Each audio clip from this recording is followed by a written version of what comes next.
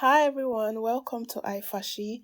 In today's tutorial, we'll be teaching us how to make this beautiful dress. It is an off-shoulder ruffle dress and it's very easy to make. So we're going to start with the drafting and then we will go ahead and cut on fabric before we move into the sewing. So here is the fabric that you'll be needing. You need your Duchess fabric and you need your original organza fabric. And then you need your hard net for the flay under. Also, you need your collar stay for the panel at the back that has the loops. And then you need your bridle for your lining. This is a very simple tutorial because the only thing we are drafting on our pattern paper is from the shoulder down to the half length. So the first thing we are going to be doing on our pattern paper is to mark out the starting line, which is the shoulder point. So I'm going to draw a straight line on my paper and label it the shoulder line. From there, I'll take all my measurements downwards. And then the first measurement I'll take from there is my bust point, which is 10 inches. And then I take my under bust, which is 13 inches, all from that shoulder point, right? Then after taking the under bust, I'll go ahead and take the half length of this dress, which is the front waistline. We are stopping at this front waistline because every other thing will be cut on flay for the down part of the dress. So before I go ahead and mark out these lines, I went up with 2 inches to get my chest line from my bust point. So I'll rule out these lines and then I'll label the lines so that we remember what the lines are for.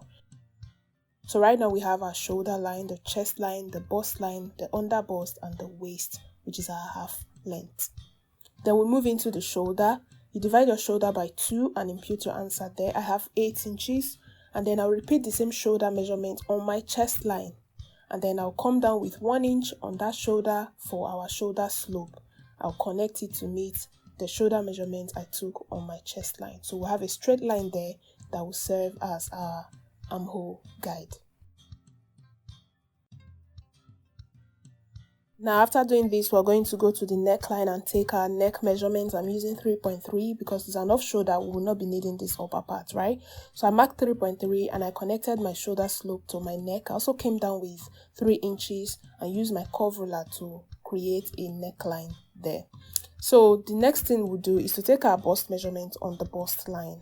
The bust measurement divided by 4. This is actually for a client, it's not mine. So the client's measurement divided by 4. Impute your answer there and then move to the chest line and also repeat our bust measurement by 4 on that point. Now we're going to divide this armhole guide, the line we have there, by 2, come inwards by 0.5 and use our curve ruler to connect from the bust measurement through that 0.5 up to the shoulder. I guess we already know how to draft a basic bodice. So we're going to now take our bust span measurement, which is also the nipple to nipple measurement. My client's bust span is 4.5, so I'm imputing my answer from on my bust line, under bust, and waistline.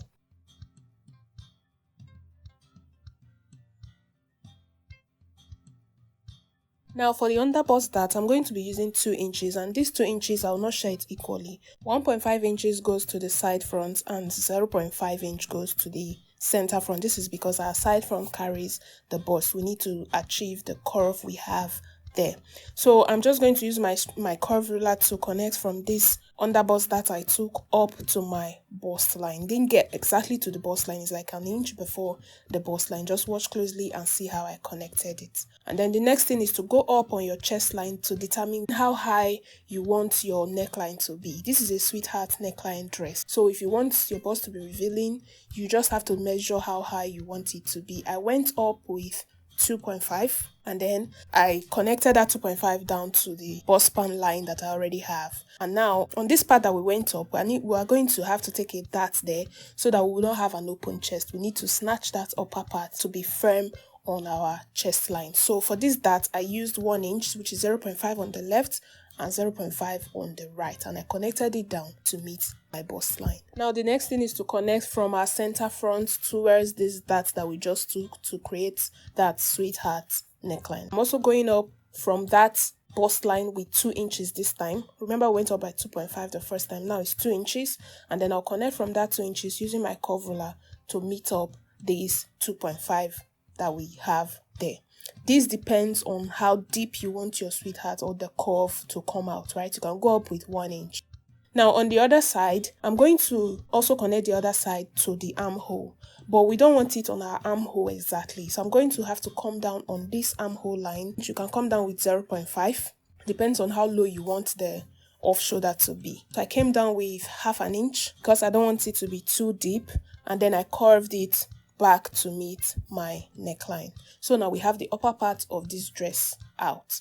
Now on this bust line, remember we're taking our bust measurement divided by 4, and then on the waistline you're taking your waist measurement divided by 4. But before you do that, remember to bring down these darts you have on the under bust.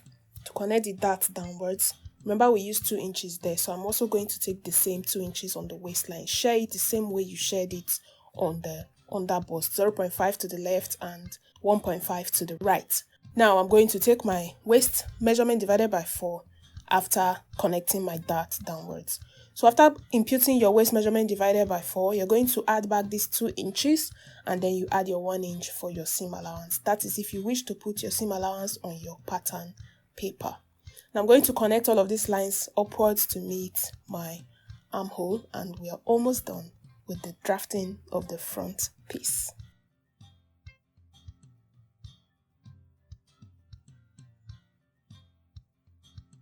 Now to round up the front piece, we need to take our side bust dart. Side bust dart is the difference between your front waistline and your back waistline. So for my client, her side bust dart is 1.5. So I came down with 1.5 from the bust line downwards, and then I slanted it to meet my bust point. And then I indicated the dart that will be cutting off on this pattern. Now before I cut off, what I do is measure what I have on my center front and what I have on my side front to be sure they are equal. If they are not equal, most of the times the side front comes out longer than the center front. If they are not equal, kindly add back the difference to your center front. Don't tell me you joined your center front and side front, it was not equal. Please measure before you cut your pattern paper, because this dart that we take can sometimes alter the measurement, right? So I'm just going to go ahead now and cut out this front piece, and we'll go right into drafting of the back piece. Watch closely and see how I'm cutting. I removed my side bust dart and I'm going to close it back. And when you close back your side bust dart, it's going to have some unequal end on that side of the front, right? So what you're going to do is to place it on another pattern paper, connect it to be even, then you cut it out. So now we have our side front and center front. The next thing is to go ahead and draft the back piece. If you have not subscribed, remember to click the subscribe button and turn on your notification for our weekly uploads. Now we have our pattern paper for the back piece. The first thing I'm going to do on this pattern paper is to take my zipper allowance. Now you can take 2 inches or 1.5, depends on the zipper allowance you're comfortable working with. After marking out the zipper allowance, I also marked the shoulder line at the beginning of my paper before we go ahead and start taking our measurements.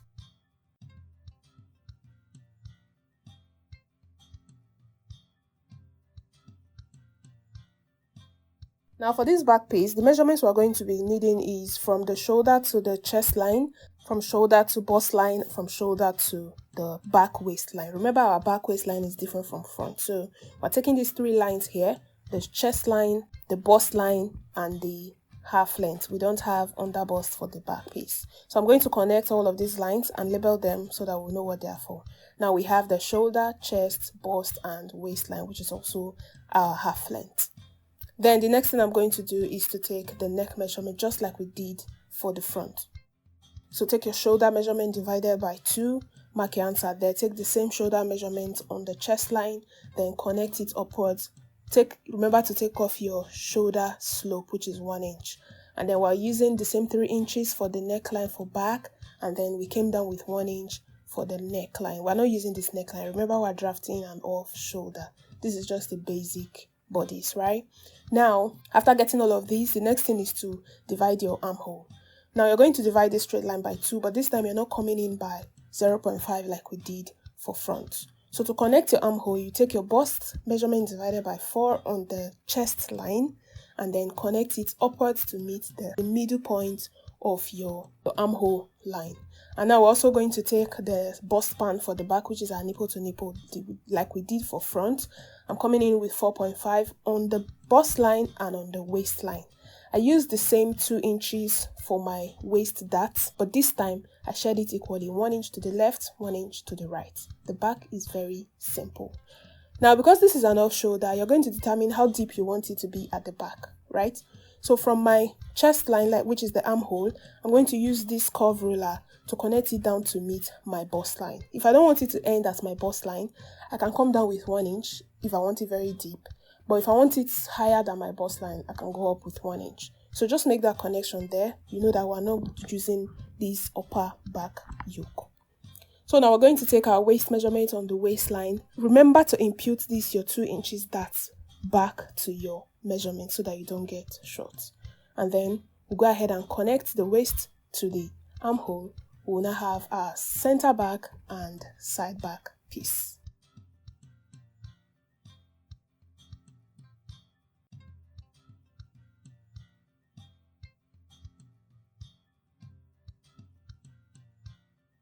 Now, because this dress has a loop at the back, like a corset loop, like it has an opening, but you have to put a modesty panel. The opening is not obvious. So we're going to come in with 1 inch so that by the time you open it out, you have 2 inch space. So this 1 inch we came in with will serve as our loop line, right? Now, it also has a zipper. So you have to put a zipper before your corset opening, right? So this also depends. If you don't want to follow the corset, follow this zipper. What I'm doing here to snatch the zipper line is to come inwards with 0.5 on your waistline and use your straight ruler to connect straight back to the neckline from the waist cinching that we just did. Now we have our side front and side back. I'm introducing the front piece to make sure the sides are equal because we removed the side bust dart from the front. As you can see, it is equal, right? So now we're going to go ahead and cut out. We have our center back, side back. I'll be folding in this zipper allowance because I will not be using a zipper for this dress. The client is not available for physical fitting, so we're going to have to put a modesty panel inside of her corset loops, right? So now we have the front piece, the back piece. Remember, this front piece is being cut on fold, so I'm just indicating it so that I don't forget. So I'm making 2 of these dresses for my clients, this butter yellow color and the blue color. So I have my Duchess, my bridal, my organdy, and my hard net all in place. So right now we're going to go ahead into the cutting on fabric. So to cut your flay, you are going to cut 360. I guess we already know how to cut 360, but if we don't, I'll be linking a video on how to cut your 360 flay under this description box. Now let me do the folding again. The first thing you do is to fold your fabric downwards. Watch your screen closely. You fold it downwards, you have 2 pieces, right? Now you're going to pick it from one side to the other like this so that you have 4 pieces. The folded part is still on the upper part, right? So now the next thing we're going to do is to pick one side, which is the opened part, and move it towards the other side, which will give you 8 pieces altogether.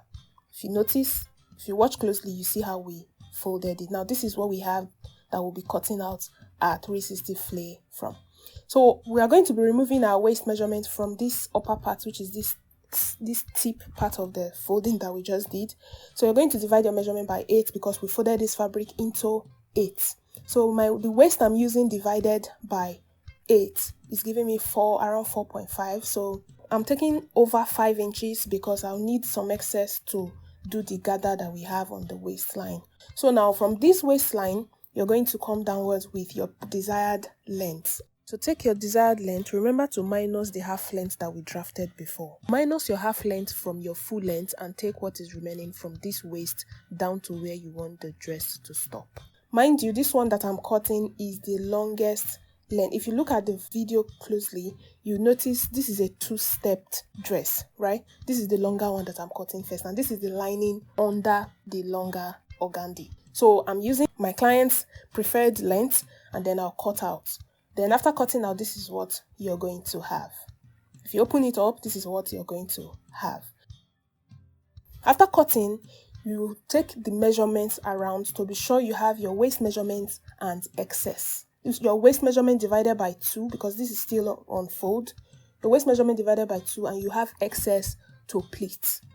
So what I have here, I have more than 8 inches to pleat the waistline. So we're going to do this, repeat this thing that we just did here on the other fabrics that we're using for this project, which is the hard nets. You cut your hard nets the same way you cut this one. You cut your organdy the same way you cut this one. You also cut the second step of the organdy. The difference is one is longer than the other. Now to see what I just did, I just cut one side open. This one side will serve as my zipper allowance. So I'm going to repeat this. We have a hard net attached to this dress to give it this standing effect. I've gone ahead to cut the hard net as well. I'll also open up one side for my zipper allowance. Then the same thing for the organdy fabric. I've gone ahead to cut the organdy just the same way I cut my duchess and bridal. You can go ahead and use only bridal, but you can also use duchess if you want it to bring out that shiny effect. Now here are the 2 steps of organdy I cut. It is only organdy you're cutting 2 steps. Every other one you're cutting it the longer step, the lining, the hard net, but don't allow your hard net to be very long so that it will not be showing on the down part. So now these are all of the pieces that we'll be working with in this project. Now if you're wondering how many pieces we have 2 pieces of organdy. One is long, one is short. Then we have 2 pieces of bridal. They are both the same length. One will serve as the lining to turn, and the other one will be under. And then we now have 1 piece of the hard net. So these are the upper parts that we've cut earlier. The back, the side back, center back, side front, center front. Remember, the front is cut on fold. I've also gone ahead to iron stay to all my pieces. Remember to add sewing allowance when you're cutting on fabric. For this center back, I ironed collar stay because it's going to carry the loops. I want it to be thick. So in order for this video not to be too long, we're going to be ending this particular section here, and then in our next video we'll be taking you through how we joined all of these pieces together, how we achieved the pleated ruffles we have on the upper part of this dress as you can see on your screen, and how we did the whole sewing. So guys, we've come to the end of this tutorial. Thank you so much for watching. Remember to subscribe, and I'll see you in the next video.